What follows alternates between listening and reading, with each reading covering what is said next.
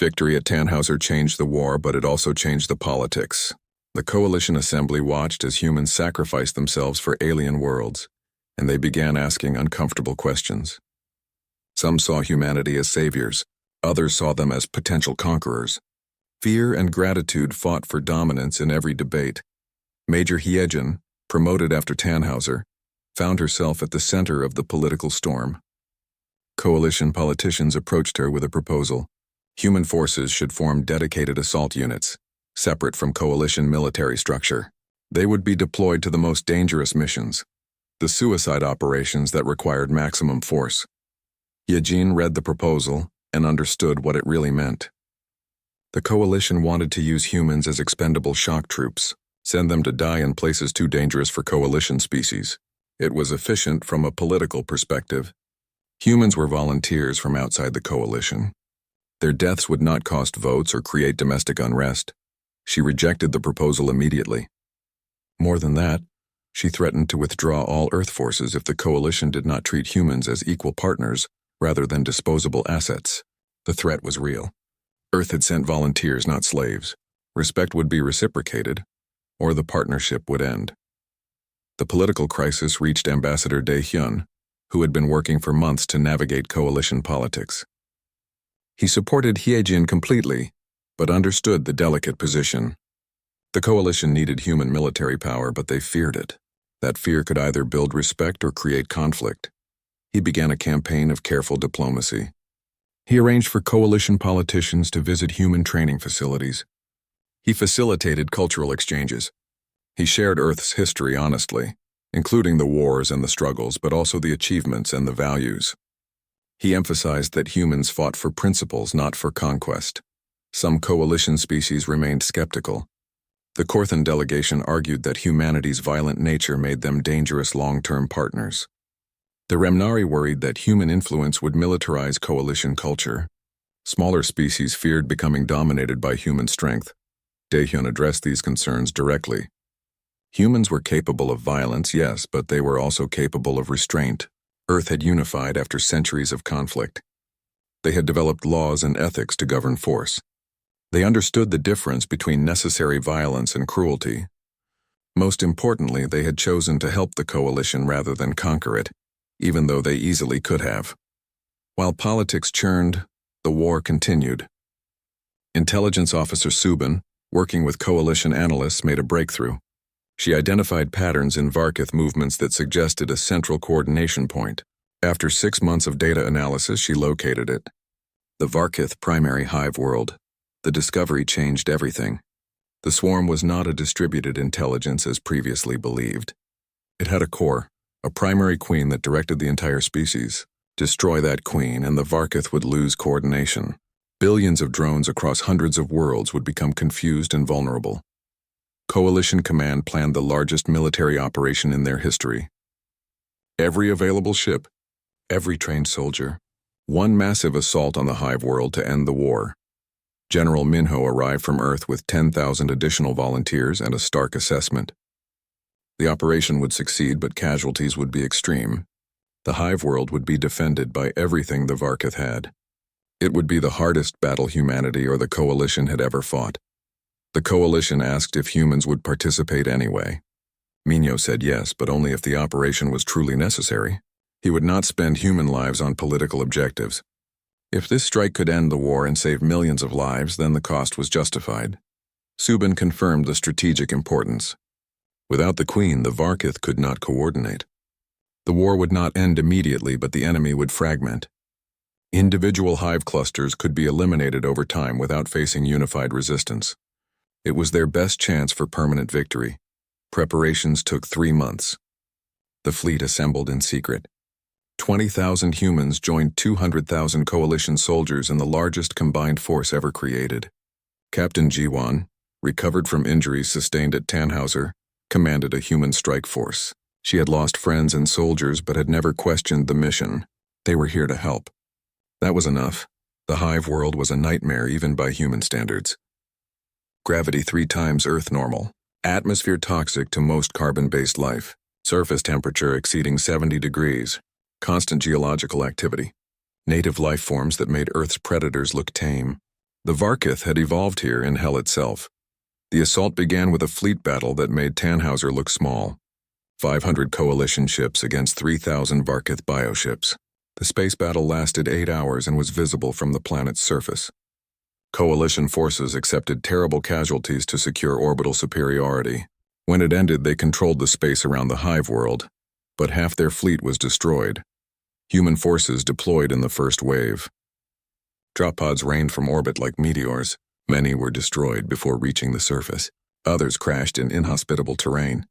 But enough survived. 10,000 humans, the largest single deployment of Deathworlders in galactic history, hit the ground and began advancing. The Varkith threw everything at them. Millions of drones, biological weapons, environmental hazards. The humans pushed forward anyway. This was what they had trained for, what their evolution had prepared them for, fighting in impossible conditions against overwhelming odds. Coalition forces landed in zones secured by human advance teams. Mixed units pushed inland, fighting through Varkith territory kilometer by kilometer. The gravity crushed coalition soldiers. The toxic atmosphere required constant suit integrity. The temperature caused equipment failures. But they kept fighting because humans beside them kept fighting. Medic Una established field hospitals in the combat zone itself, something the coalition had never attempted. She saved lives by treating wounded soldiers immediately, rather than evacuating them to rear facilities. Her hospitals became targets. Varkith forces attacked medical stations deliberately. Una armed her staff and defended them while continuing to operate. She lost people. She saved more. The advance took 7 days. Human casualties exceeded 40%. Coalition casualties were worse. But they reached the objective. The Queen's Chamber was located in a massive underground complex, defended by hundreds of thousands of drones. Captain G1 led the final assault with 500 humans, all that remained of her original force. They fought through tunnels barely wide enough for human bodies in darkness and toxic gas against endless enemies. Coalition forces could not follow.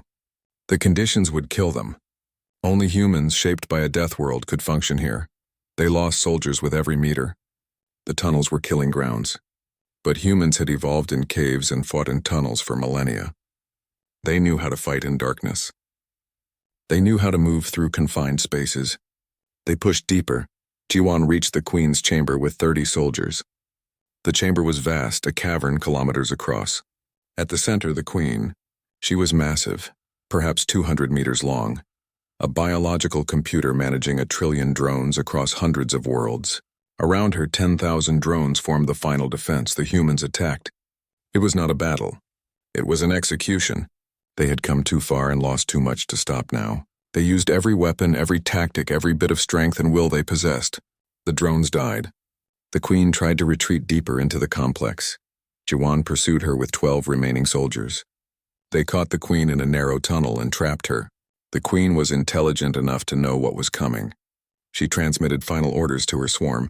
Then Jiwan placed charges along her neural core and detonated them.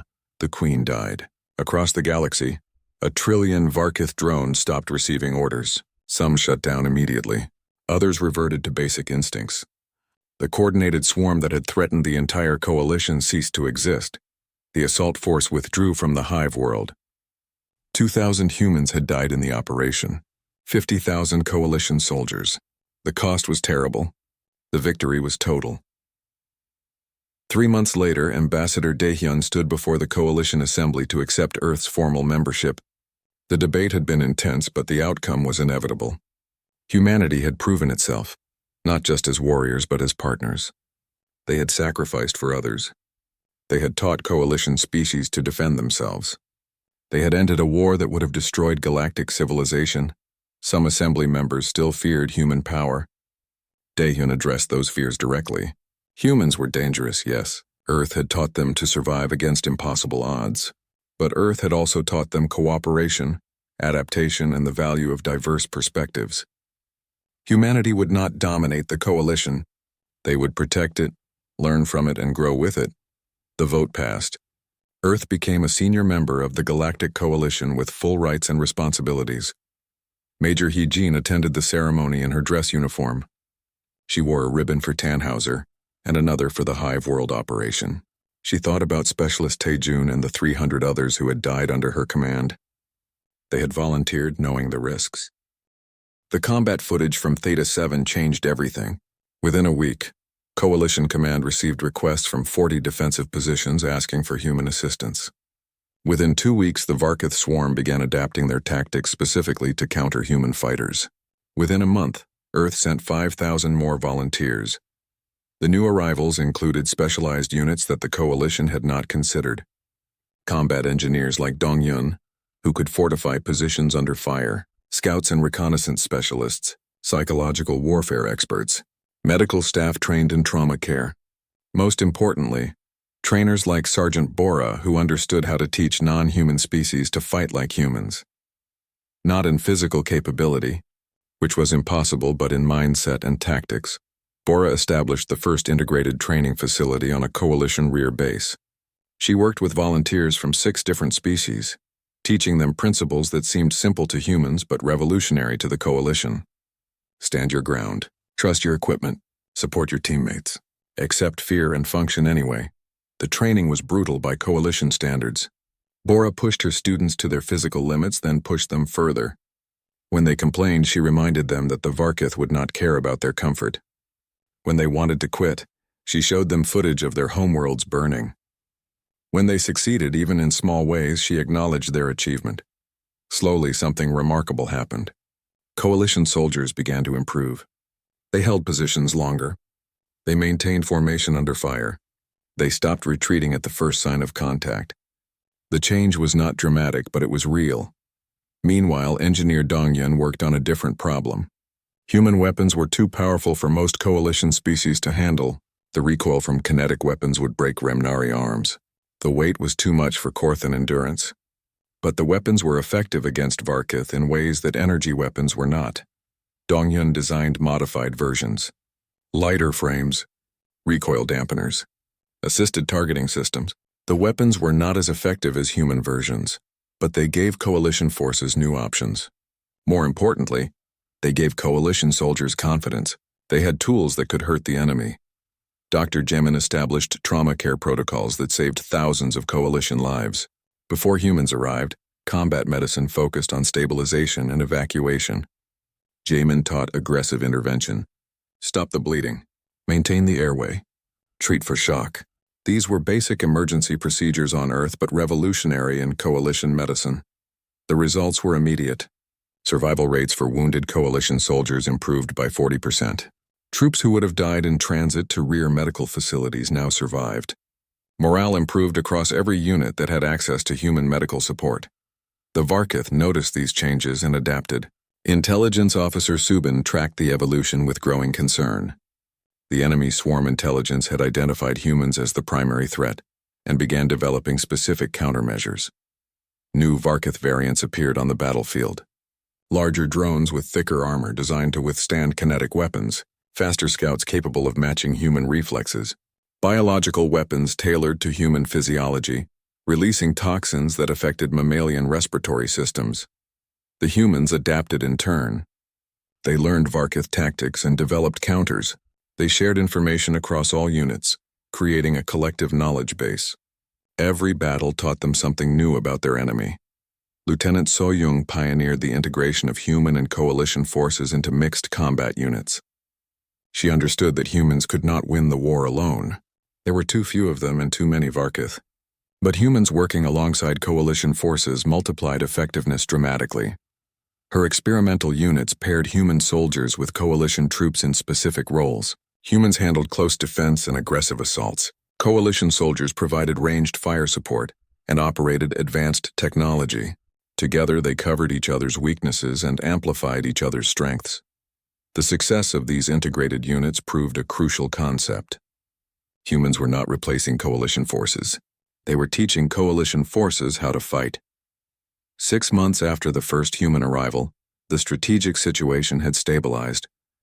The Varkith were no longer advancing unchecked. Coalition forces held defensive positions that would have fallen a year earlier. Several contested systems had been successfully defended, but holding was not winning. Coalition Command began planning an offensive operation to retake lost territory. The target was the Tannhauser system, an industrial heartland that the Varkith had captured 18 months earlier. Retaking it would provide resources and manufacturing capability essential for the war effort.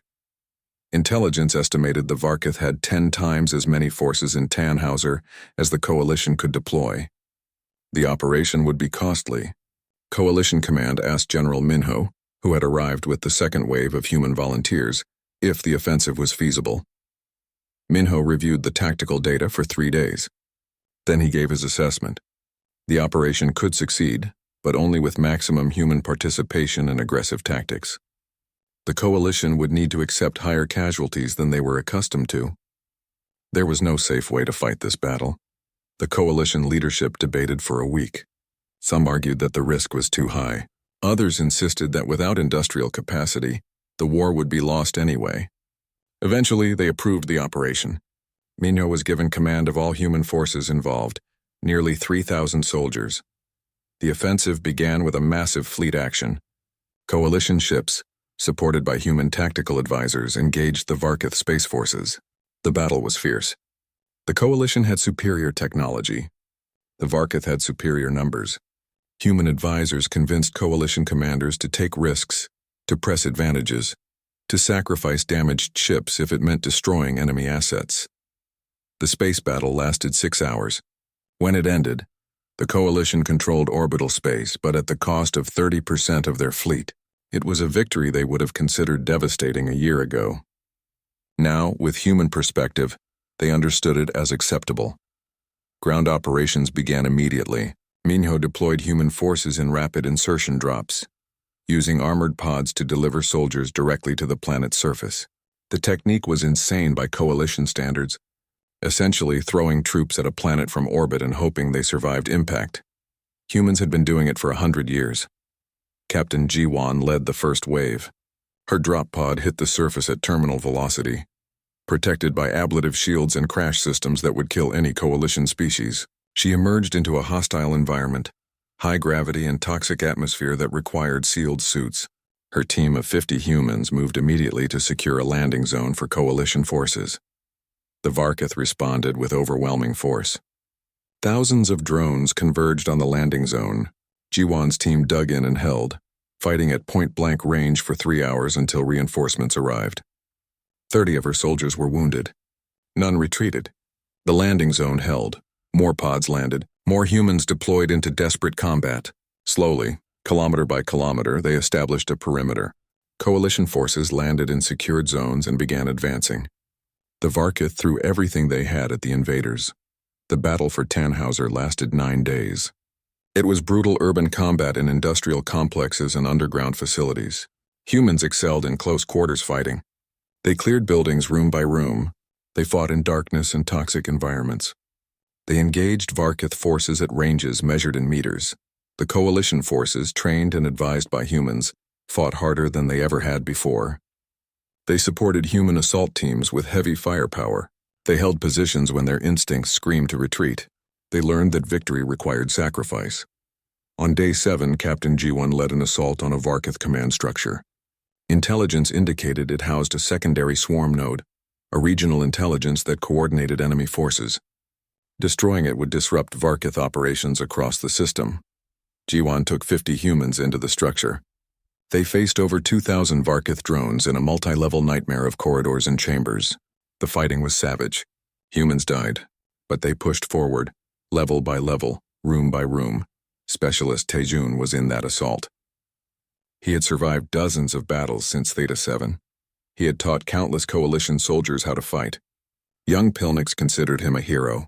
Now he fought in cramped corridors against endless enemies, and even his training had limits. He reached the central chamber with Jiwan and 12 other humans. The swarm node was there, a massive biological computer pulsing with alien intelligence. Defending it were 300 Varkith drones, the node's last guard. The humans attacked. They fought with everything they had. Taejun killed 20 drones before one got through his defense. The mandibles punched through his armor and into his chest. He fell but kept fighting, using his last strength to arm an explosive charge. Jiwan saw him fall. She saw him place the charge. She ordered everyone to retreat. Taejun smiled and triggered the detonation manually. The node died. The mission succeeded. 30 humans had entered that chamber. 7 walked out. The destruction of the swarm node broke Varkith coordination across Tannhauser. Coalition forces advanced rapidly over the next 2 days. The system was liberated. The cost was severe. The sensors tracked the Varkith swarm approaching from the south. 200 contacts moving fast through the jungle below the plateau. They would reach Theta 7 in 15 minutes. The Coalition soldiers checked their weapons with shaking hands.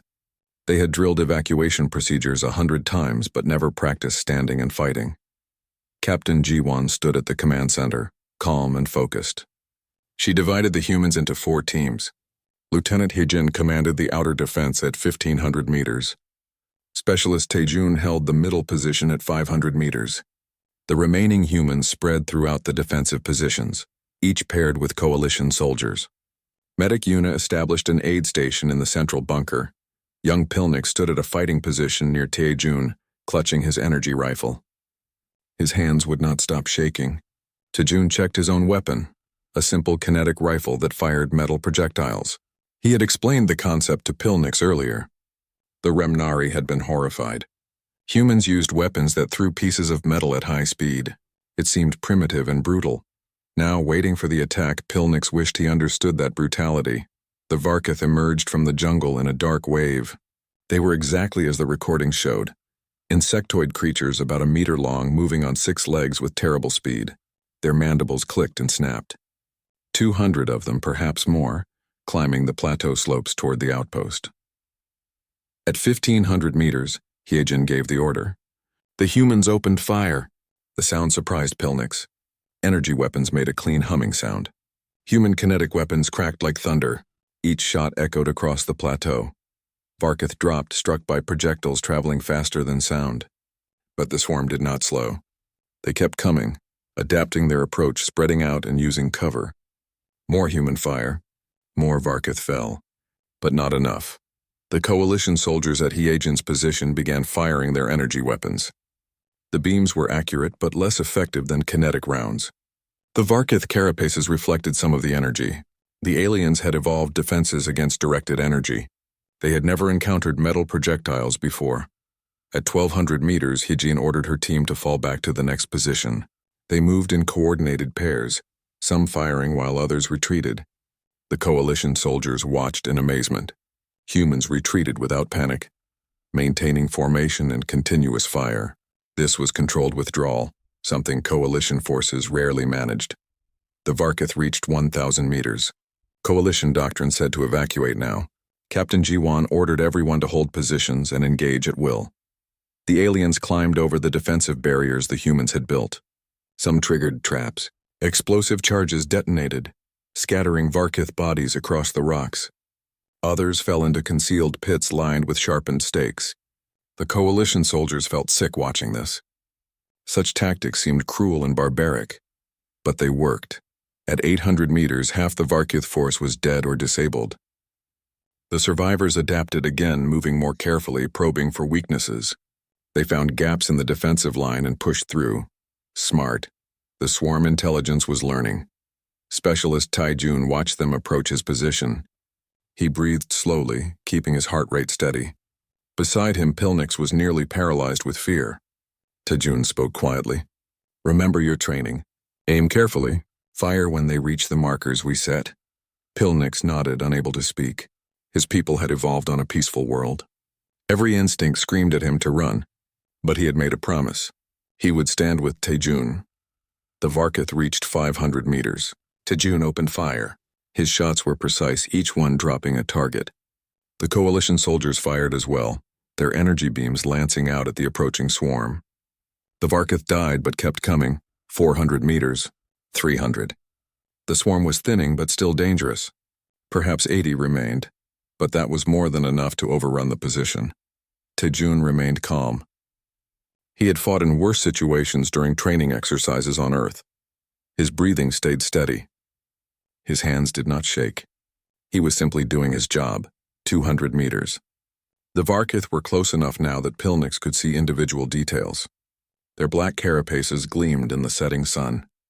Their mandibles opened and closed with mechanical precision. They moved with unnatural coordination, each one part of a larger intelligence, 100 meters. Coalition doctrine said close combat was impossible. Coalition soldiers could not survive physical confrontation with these creatures. But Coalition soldiers were not here alone. 50 meters. The Varkith rushed the final distance. Taejun switched his rifle to rapid fire and cut down 6 in 3 seconds. Other humans did the same. The air filled with thunder and the smell of propellant. 20 meters. The first Varkith reached the barrier in front of Taejun's position and leaped over it. Taejun dropped his rifle and drew a knife. The blade was 20 centimeters of sharpened steel. He met the Varkith in midair and drove the knife into the gap between head and thorax. The creature died instantly. Pilnix watched in shock as Taejun engaged 3 more Varkith in close combat. The human moved with impossible speed, using the knife with brutal efficiency. Each movement was practiced and precise. This was not desperation. This was trained skill. More Varkith breached the line. Other humans engaged them at close range with knives, clubs, and even bare hands. Pilnix saw a human woman grab a Varkith by its mandibles and break them off. He saw another human snap a Varkith's legs with a heavy kick. These were not just soldiers. These were apex predators from a world that had taught them to kill or die. Something changed in Pilnix then. He stopped being afraid. His hands steadied. He aimed his energy rifle and fired, dropping a Varkith that was approaching Taejun from behind. The human glanced back and nodded thanks. They were fighting together now. The battle lasted 12 more minutes. When it ended, bodies covered the defensive positions. Most were Varkith.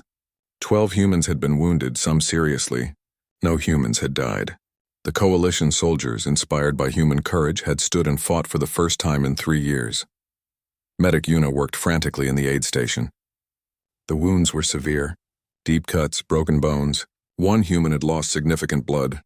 But they would all survive. Human biology was simply too resilient to stop. She also treated coalition casualties. Several had injuries from being too close to explosions or falling debris. Their bodies were fragile compared to humans. But they had survived because they had held their positions instead of retreating into the open, where the Varkith could hunt them down. The Varkith corpses were disturbing. When examined, they showed sophisticated biology designed for combat. Powerful muscles, armored carapaces, sharp weapons integrated into their bodies, but they had one weakness. They were controlled by a distant intelligence and had limited individual initiative. Once the humans disrupted their attack pattern, they could not adapt fast enough. Captain G1 filed her report to Commander Vesheral. The outpost had been successfully defended. Enemy casualties exceeded 80%. Friendly casualties were acceptable. She requested resupply and reinforcements to maintain the position. Vesheral received the report with disbelief. He reviewed the combat footage recorded by the station's sensors. What he saw changed everything he understood about warfare. The humans had not just fought, they had dominated. At ranges where coalition soldiers would panic, humans aimed carefully and fired with precision. At distances where coalition forces would rout, humans held formation and gave ground slowly. At close range where coalition species simply died, humans engaged in brutal hand-to-hand combat and won. The footage went viral across the coalition military network within hours. Soldiers from dozens of species watched the humans fight. Some were inspired. Others were terrified. All were forced to reconsider what they thought they knew about combat. At Theta 7, Specialist Taejun sat with Pilnix as night fell. The young Remnari was exhausted but proud. He had stood and fought. He had not run. Taejun told him he had done well. Pilnix asked a question that had been bothering him. The humans fought as if they were not afraid. How was that possible? Taejun thought carefully before answering. Humans were always afraid, he explained. Fear was a survival instinct. But Earth had taught them that running was not always the safest option. Sometimes you had to stand and fight because there was nowhere to run. You learned to function while afraid. You learned to trust your training and your teammates. Fear became something you carried rather than something that controlled you. Pilnix considered this. His people had forgotten how to carry fear because they had forgotten how to fight. Maybe they could learn again. Maybe the humans could teach them. Across the galaxy, Coalition Command made a decision. They had requested soldiers from Earth expecting trained warriors. They had received something far more valuable. They had received teachers. Earth was contacted with an urgent request. Send more humans. Send thousands. The war was far from over. But for the first time in 3 years, the Coalition believed they could win. The Deathworlders had arrived, and everything had changed. The journey to Coalition space took 3 weeks. For the alien crew, those weeks became increasingly uncomfortable, not because of danger or malfunction, but because of the humans. Lieutenant Hyegen noticed the stares first. The Remnari crew members watched the humans constantly, their large eyes filled with something between fascination and fear. She understood why. From their perspective, humans probably looked like monsters. The trouble began on day 3. The humans had converted one of the cargo bays into a training area. They needed to maintain fitness during the long journey. The ship's gravity generators were set to Coalition standard, about 40% of Earth normal. The humans found it uncomfortably light. Hyegen requested higher gravity for their training sessions. The ship's engineer, a nervous Remnari named Peltic, increased it to 60%. The humans asked for more. Peltic increased it to 80%.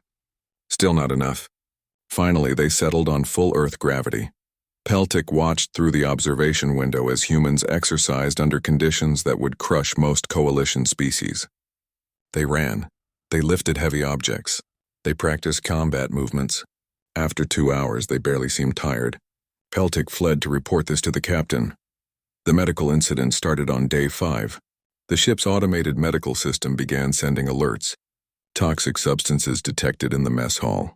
Investigation teams rushed to find the contamination source. They found Specialist Taijun eating his lunch. The toxin was something called capsaicin, found naturally in vegetables that humans cultivated deliberately. Taijun explained that he liked spicy food. The medical officer nearly fainted. The substance would cause severe pain and tissue damage to any Coalition species. Humans ate it for pleasure. More alerts followed. Caffeine, alcohol, theobromine, salt concentrations that would cause organ failure, sugar levels that would induce toxic shock. The humans consumed all of it casually. The medical database flagged every human as critically poisoned. The humans insisted they felt fine. Captain Jiwan tried to smooth relations. She invited the ship's officers to dinner with the human contingent. It was a diplomatic disaster. The humans ate foods that set off every biological alarm on the ship. They told stories about Earth that sounded like horror tales. They laughed about injuries that would be fatal to Coalition species. Medic Yuna mentioned breaking her arm during training. It healed in 6 weeks. The Coalition medical officer was stunned. Remnari bones took 6 months to heal, often requiring surgical intervention. Yuna explained that human bones were designed to handle stress and repair quickly. It was normal. Normal. The word began to haunt the Coalition crew. Everything about humans was normal to them, yet impossible by Coalition standards. By day 10, the ship's captain requested a full medical evaluation of the human passengers. The results terrified him.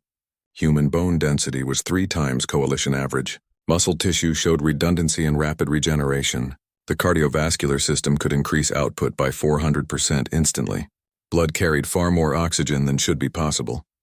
The immune system was so aggressive that it sometimes attacked the body's own tissues. The report concluded that humans were biological weapons shaped by millions of years on a death world. The captain forwarded the report to Coalition Command with a simple note. We may have made a mistake, but it was too late to turn back. They arrived at Forward Base Kepler 442 on day 21. The base orbited a contested world on the border between Coalition and Varkith space. It was the largest military installation the humans had seen, home to 40,000 Coalition soldiers from a dozen different species. Commander Vesheral met them at the docking bay. He was Korthan, a species known for their tactical minds and calm demeanor. He stood nearly 2 meters tall with gray-scaled skin and 4 arms. He had commanded defensive operations for 8 years and had never lost his composure. The humans made him nervous. They emerged from the transport ship moving easily despite the station's gravity, which was set to Coalition standard. They carried equipment that scanners registered as weighing over 40 kilograms each. They showed no signs of travel fatigue. Captain Jiwan saluted and reported her unit ready for duty. Vesheral studied them carefully. They were smaller than he expected, most standing between 1.6 and 1.8 meters, but they moved with predatory grace. Their eyes tracked everything, constantly evaluating their surroundings. When they stood still, they appeared relaxed. but sensors showed their bodies maintaining constant readiness, muscles prepared to respond instantly to threat. He led them to a briefing room. Intelligence Officer Subin, a human herself who had arrived earlier as an advanced liaison, presented the tactical situation. The Varkith swarm controlled 60 systems and was expanding. Their forces consisted of biological drones controlled by a central intelligence. They attacked in overwhelming numbers, using speed and adaptation to overcome coalition defenses.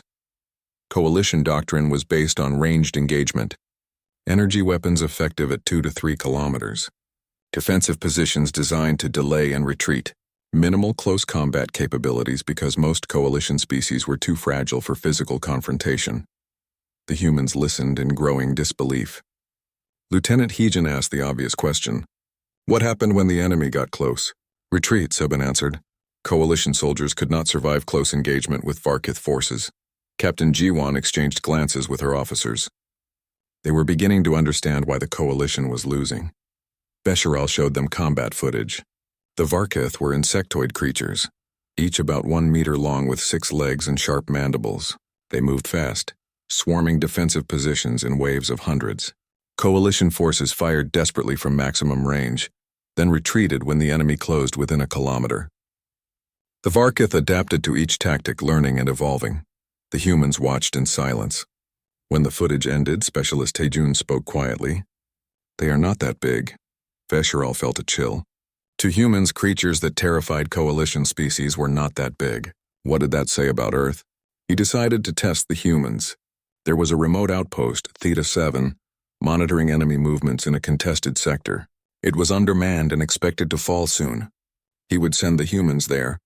When they requested evacuation after their first real contact with the Varkith, he would have proof that even Deathworlders had limits. Captain Jiwan accepted the assignment without hesitation. Her people loaded onto transport shuttles along with supplies and equipment. The coalition soldiers at the docking bay watched them depart. Many were relieved to see the unsettling humans leave. Others felt pity for them, heading to an outpost that would soon become a tomb. The journey to Theta 7 took 6 hours. During the flight, the humans reviewed intelligence reports and prepared equipment. Medic Yuna noticed something troubling in the medical data. The station's supplies were designed for coalition biology. Nothing was compatible with human physiology. She began adapting what she could, knowing she would need to improvise. They landed at sunset. Theta 7 was a small facility built on a rocky plateau, surrounded by dense jungle. The local star was hotter than Earth's sun. The temperature exceeded 40 degrees. The air was humid and thick. Native predators screamed in the vegetation below.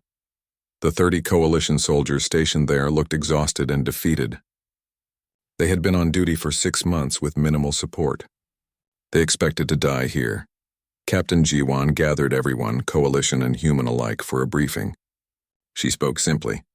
They were here to hold this position, not to delay, not to retreat, to hold.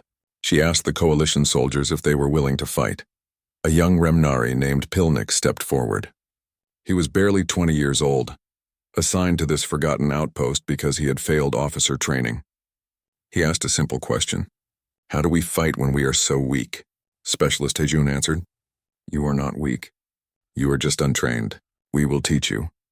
Over the next 3 days, the humans transformed Theta 7. They dug defensive positions at multiple ranges. They built barriers and obstacles. They set traps that made coalition soldiers uncomfortable with their brutal efficiency. They worked constantly, even during the hottest parts of the day when coalition personnel had to rest. The humans also trained with the coalition soldiers. Taejun took special interest in young Pilnix, teaching him that courage was not the absence of fear but the decision to act despite it. Hold your position. Aim carefully.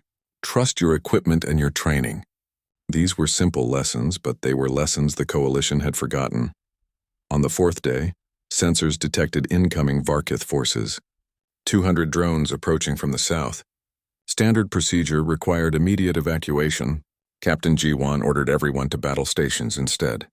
The coalition soldiers moved to their positions with trembling hands. They had never held against an attack before. They always ran. This time would be different. This time they had Deathworlders. The war was lost. Ambassador Thelvos knew this as he stood on the bridge of his diplomatic vessel, watching another colony world burn in the distance. The Varkith swarm had taken 12 systems in 3 months. His people, the peaceful Remnari, were dying by the millions. The entire galactic coalition was dying. Thelvos was thin and tall like most of his species, with pale blue skin and large eyes adapted for the gentle light of his homeworld. He had spent 40 years in diplomatic service negotiating trade agreements and cultural exchanges. War was something his people had forgotten centuries ago. Now they remembered, and the memory was killing them. His aide approached with trembling hands holding a data tablet. The young Remnari could barely speak. Another battle lost. Another fleet destroyed. The Varkith did not negotiate. They did not stop.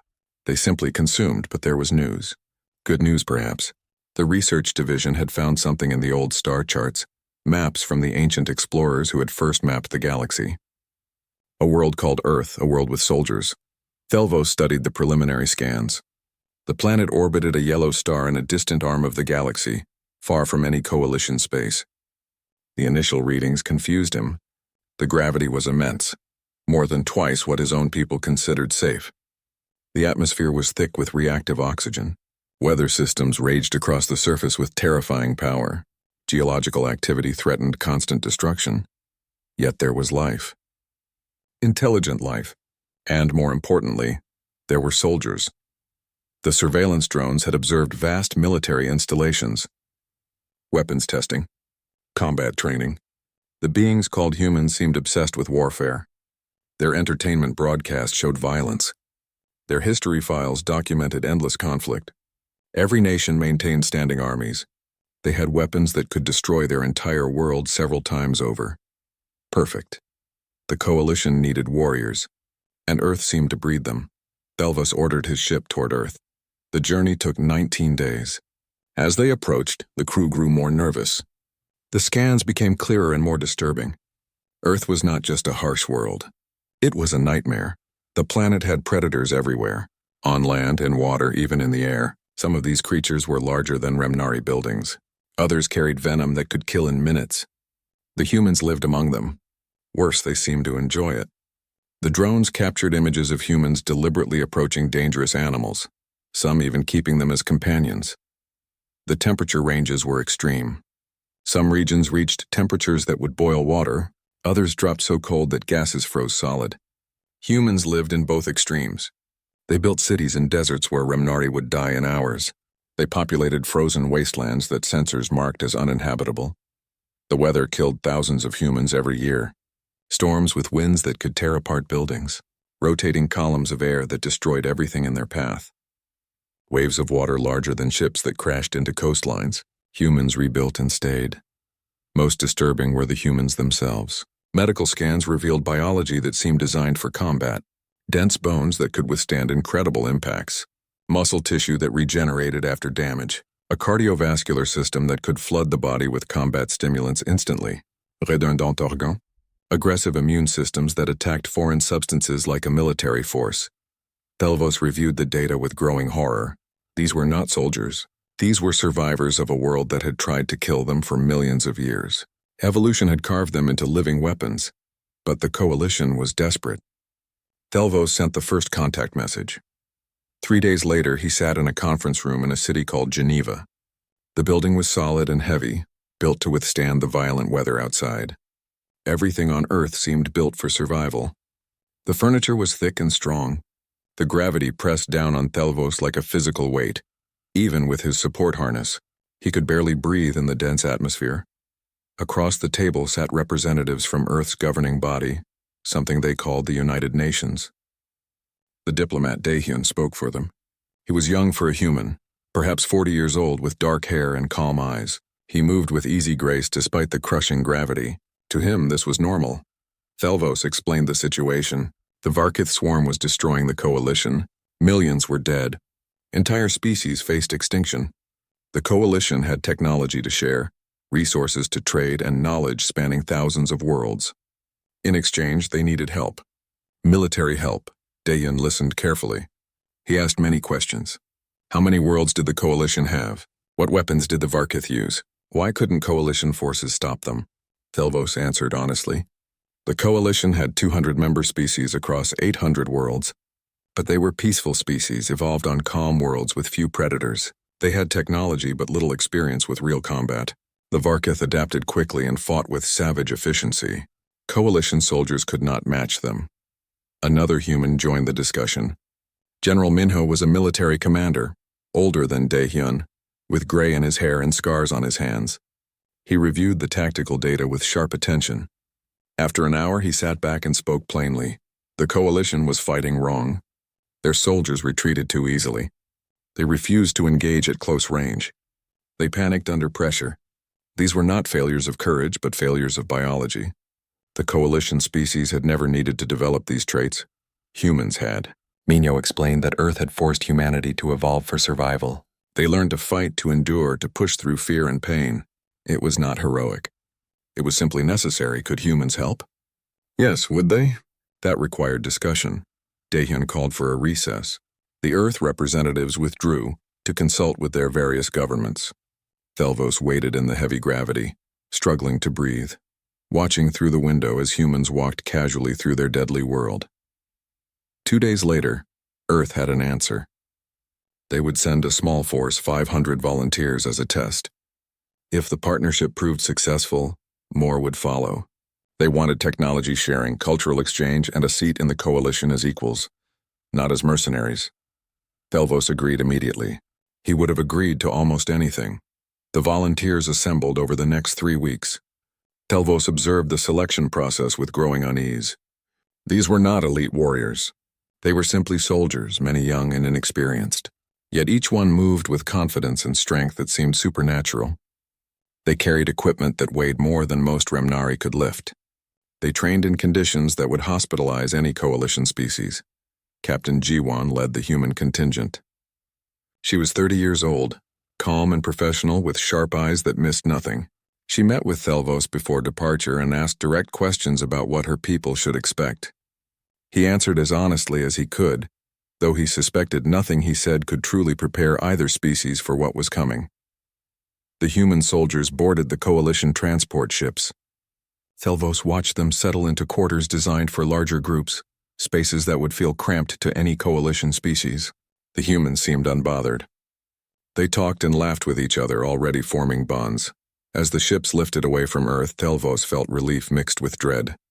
Relief that help was coming. Dread at what he had unleashed. The coalition had sought soldiers. They had found something far more dangerous. They had found Deathworlders,